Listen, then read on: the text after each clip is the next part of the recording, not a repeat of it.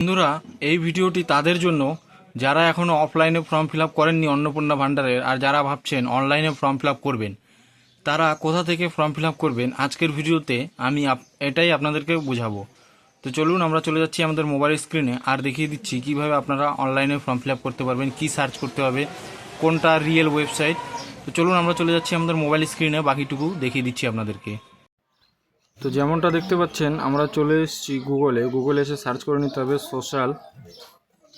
Social registry social registry .wb.gov.in।